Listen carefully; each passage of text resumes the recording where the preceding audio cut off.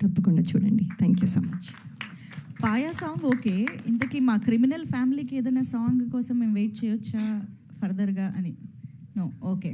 సరే, ఇప్పుడు లయ గారు, శివాజీ గారు ఒకే వేదిక పైన మాకు దొరికారు కాబట్టి మా మనసులో ఎప్పటి నుంచో ఉన్న ఒక క్వశ్చన్ డైరెక్ట్గా అడిగేద్దాము. సో శివాజీ గారు, బిఫోర్ యూ టాక్, సో మీరు అలాగే ఉన్నారు, లయ గారు అలాగే ఉన్నారు, అక్కడ భూమిక గారు కూడా అలాగే ఉన్నారు. సో మిస్సమ్మ సీక్వెల్ ఎప్పుడు అని? మీరేం తక్కువ ఉన్నారు, మీరు అలాగే ఉన్నారు. కానీ నేను మిస్సమ్మలో లేను కదా సార్, ఏం చేస్తాం, ఈవెంట్ చేస్తా. ఇప్పుడు కూడా ఉన్నారు మీరు. మిస్సమ్మ 2 అంటే నీలకంఠ గారు ఈ మధ్య ఒకసారి నాకు ఒక స్క్రిప్ట్ చెప్పారండి, డెవలప్ చేస్తున్నారు, పాయింట్ చెప్పారు మిస్సమ్మ 2 మీద.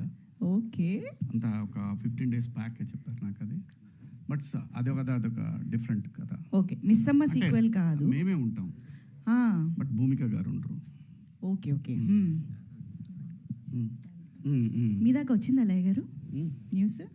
అంటే ఐ హర్డ్. ఓకే, బట్ అదే ఈ మధ్య just 1 week back 10 days back చెప్పారు. అయితే త్వరలోనే పట్టాలెక్కాలని మనస్ఫూర్తిగా కోరుకుంటూ thank you so much. And ఇప్పుడు శివాజీ గారిని మాట్లాడవలసిందిగా రిక్వెస్ట్ చేస్తున్నాము. పాత్రికేయ సోదరులకు, మీడియా మిత్రులకు అందరికీ నమస్కారం, గుడ్ మార్నింగ్.